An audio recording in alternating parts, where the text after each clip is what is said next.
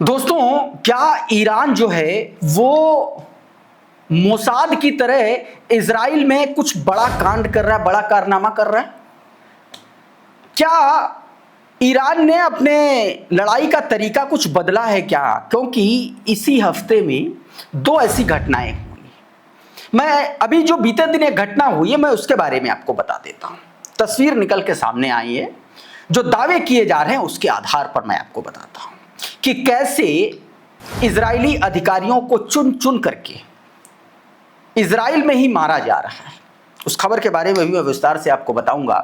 साथ में अमेरिका के साथ ईरान की जो डील है फाइनल स्टेज में बताया जा रहा, पहुंच गई फाइनल स्टेज में। एक ऐसा पॉइंट है जहां पर मामला फंसा हुआ है, तो वो कौन सा ऐसा मामला है जहां पर फंसा हुआ है, अभी उसके बारे में भी आपको मैं जानकारी दूंगा। उधर एक बड़ा बयान आया हिजबुल्लाह को लेकर के ईरानी कुद्स फोर्स के प्रमुख का, और यह बयान अपने आप में इजराइल और लेबनान के बीच में जो जंग चल रही है, हिजबुल्लाह के बीच में जो जंग चल रही है, उसको एक नए सिरे से एक बार फिर से नया टकराव पैदा कर सकता है। अभी मैं तमाम सारी खबरें आपको बताऊंगा। और हां, एक बड़ी खबर है, हिजबुल्लाह ने इजराइल के नॉर्थ फ्रंट के कमांडर को असैसिनेट करने की कोशिश की, और हफ्तों तक इस खबर को इजराइल दबा के रखे रहा है, और अब पता चला है जी। अभी उस खबर के बारे में मैं बताऊंगा और किस तरीके से हिजबुल्लाह वहां पर इजरायली सैनिकों को मार रहा है, क्योंकि सीज फायर मानने के लिए, सीज फायर की जो शर्तें हैं वो मानने के लिए हिजबुल्लाह मना कर चुका है। उससे पहले ही इजराइल ने भी मना कर दिया था, इजराइल कोर्ट्स ने मना कर दिया था, और जो आईडीएफ का चीफ है याल जामिर, उसने तो उसी दिन मना कर दिया था। तो बहुत सारी खबरें, सब कुछ बताने जा रहा हूं, लेकिन सबसे पहले एक तस्वीर आपको मैं दिखाना चाहता हूं। यह तस्वीर देखिए, ये तस्वीर इजराइल की है, और इजराइल और ये जो धमाका हुआ है बताया जा रहा है ये कार में हुआ है। कार में अचानक धमाका हुआ और दावा किया जा रहा है कि इसमें जो है एक बहुत महत्वपूर्ण व्यक्ति मारा गया है, इजरायली अफसर हो सकता है। मैं ये बात क्यों कह रहा हूं, क्योंकि इससे पहले अभी 4 दिन पहले एक खबर आई थी जिसमें बीर शेबा में एक इजरायली अफसर की ऐसी ही मौत हुई थी, ऐसे ही धमाके में मौत हुई थी। और तब भी सोशल मीडिया पर और कई प्लेटफॉर्म पर यह खबर चली कि क्या इसके पीछे ईरान है, क्या ईरान एक एक करके मोसाद स्टाइल में इनको मार रहा है, क्या जितने भी ईरान के गुनहगार हैं उनको ठिकाने लगा रहा है क्या? क्योंकि फिर से यह दावा, और पुराना दावा भी एथान लेविन्स ने किया था, और एक बार फिर से यही दावा उन्होंने किया। इस ट्वीट को अब देखिए, कहा गया second car explosion in Israel this week. बताया इस हफ्ते इजराइल में ये दूसरा बड़ा कार धमाका है, लाइकली एन असैसिनेशन। बताया गया कि ये ऐसा मालूम पड़ता, ऐसा प्रतीत हो रहा है कि ये भी एक असैसिनेशन है, एक हत्या है।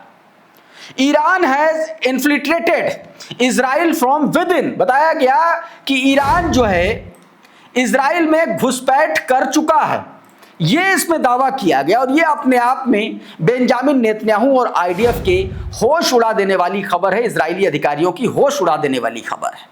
मतलब सीधा सीधा है कि क्या ईरान ने, अगर इस दावे की माने कि क्या ईरान ने इजराइल के भीतर अपना ठीक वैसा ही नेटवर्क स्थापित कर लिया है जैसा नेटवर्क मोसाद ने स्थापित किया था। क्योंकि जब अली खामेनी साहब की शहादत हुई और जिस तरीके से उनको मारा गया, उसमें यह बात निकल के सामने आई थी कि 20 साल से मोसाद उनके आसपास, उनके इर्द गिर्द पूरा अपना नेटवर्क एस्टैब्लिश करने की कोशिश कर रहा था, और जब हो गया तब उसने इस काम को अंजाम दिया। तो क्या उसी ऑपरेशन पर आईआरजीसी भी निकल पड़ा है क्या? यह अपने आप में दोस्तों बड़ी खबर है। उधर एक और बड़ी खबर मैं आपको बताने की कोशिश करता हूं, जरा ये तस्वीर देखिए। अब यह तस्वीर ईरान के जो मिसाइल फैसिलिटीज हैं, नई मिसाइल फैसिलिटीज, लॉन्चर्स, उनकी तस्वीरें हैं, सैटेलाइट इमेजेस हैं। दावा किया जा रहा है कि ईरान ने अपने मिसाइल लॉन्चर्स, मिसाइल साइट्स को में बढ़ोतरी करने का फैसला किया है। इस ट्वीट को देखिए, सैटेलाइट तस्वीरों के आधार पर दरअसल यह दावा किया जा रहा है कि ईरान नए और इससे बड़े विशाल एक तरीके से मिसाइल सिटीज पर काम कर रहा है। एनालिस्ट का मानना है कि हालिया युद्ध के दौरान ईरान के भूमिगत मिसाइल अड्डों ने अपेक्षाकृत बेहद एक तरीके से जीवटता दिखाई और अमेरिकी और इजरायली हमलों में कई सुरंग प्रवेश द्वारों और सतही ढांचों को निशाना बनाया गया, लेकिन बाद की सैटेलाइट तस्वीरों में कई ठिकानों के प्रवेश मार्गों को तेजी से फिर से खोला और बहाल किया जाता हुआ देखा गया और अब ईरान जो है उसी रास्ते पर फिर से चल रहा है। उधर दोस्तों हिजबुल्लाह के मोर्चे पर एक बड़ा घटनाक्रम है, मैं इस पर आऊं, लेकिन डील को लेकर के सबसे पहले मैं आपको एक जानकारी दे देता हूं।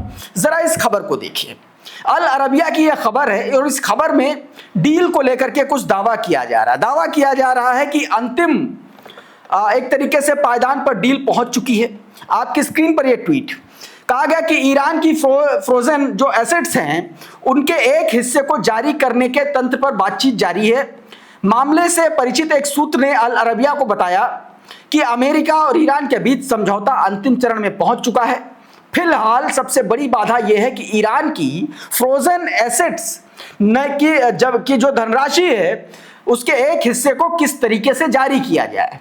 सूत्र ने बताया कि डोनाल्ड ट्रंप के मध्यस्थों को स्पष्ट कर दिया है कि समझौते पर औपचारिक हस्ताक्षर होने से पहले वो ईरान को कोई धनराशि जारी करने के पक्ष में नहीं है। रिपोर्ट के मुताबिक एक विशेष फंड, स्पेशल फंड बनाने का प्रस्ताव चर्चा में है, जिसमें ईरान की फ्रोजन एसेट्स को जमा किया जाएगा और फिर समझौते की शर्तों के अनुसार उनका उपयोग और वितरण किया जाएगा। इस पर बातचीत दोस्तों चल रही है। उधर ईरानी कुद्स फोर्स के जो प्रमुख हैं उन्होंने हिजबुल्लाह को लेकर के एक बयान दिया है। आपकी स्क्रीन पर जरा इस ट्वीट को समझिए और देखिए कि इसमें क्या बताया गया है। बताया गया कि ईरान की कुद्स फोर्स के कमांडर ने कहा कि लेबनान में हिजबुल्लाह का समर्थन करना ईरान का कर्तव्य है और इजराइल को क्षेत्र से बाहर निकालना मुसलमानों के लिए एक आराम से आसानी से पाया जा सकने वाला लक्ष्य है। उन्होंने कहा कि प्रतिरोध की मांग यह है कि इजराइल उस स्थिति में वापस लौटे जहां वो 40 दिन पहले युद्ध की शुरुआत में था। यह भी कहा कि लेबनान के जो मुजाहिदीन हैं वो जल्द ही प्रतिरोध का फल प्राप्त करेंगे। ये दोस्तों ये उनका बयान जो है कुद्स फोर्स के जो प्रमुख हैं उनका ये बयान आया है। उधर इराक के एरबिल एयरबेस पर मारे गए एक अमेरिकी सैनिक की तस्वीर और उसका नाम उजागर हो चुका है। देखिए इसके पीछे बड़ा खेल हुआ था, मैंने इस पर वीडियो भी किया था, आपने देखा होगा। ये वो तस्वीर है, देखिए ये वो सैनिक है जो मारा गया था। मारा क्या गया था, इसकी मौत हुई थी, ऐसा अमेरिका कह रहा है।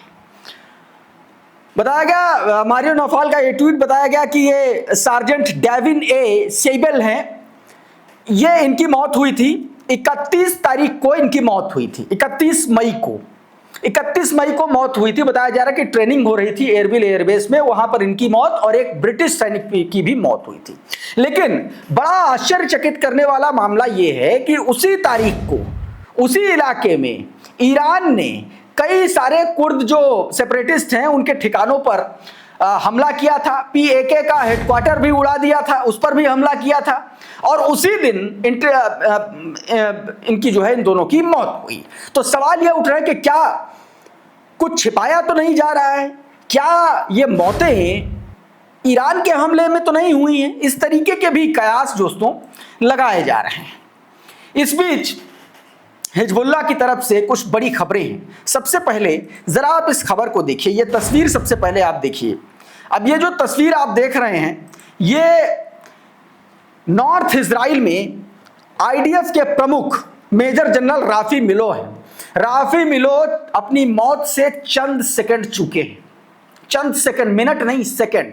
मतलब ये हुआ कि मान लीजिए कि ये वाहन है और ये दोनों लोग अफसर थे और ये जैसे ही उतरे वाहन से वैसे ही हिजबुल्लाह का FPV ड्रोन आकर के उस वाहन पे फटा और पूरा वाहन तबाह हो गया।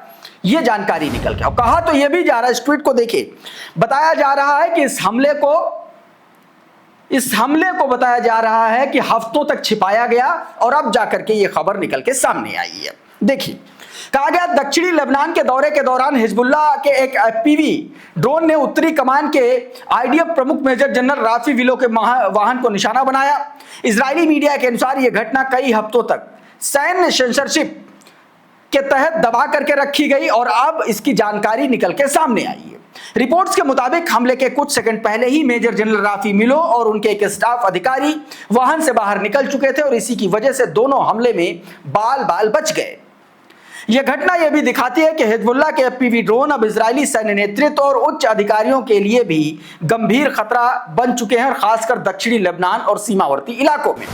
यह क्लैश रिपोर्ट का ट्वीट था। क्रडल के इस ट्वीट को देखें, इसमें और कुछ जानकारी इंपॉर्टेंट दी गई है। बताया गया रिपोर्ट के अनुसार ड्रोन के टकराने से कुछ ही क्षण पहले राफी मिलो और एक महिला अधिकारी वाहन से बाहर निकल चुके थे।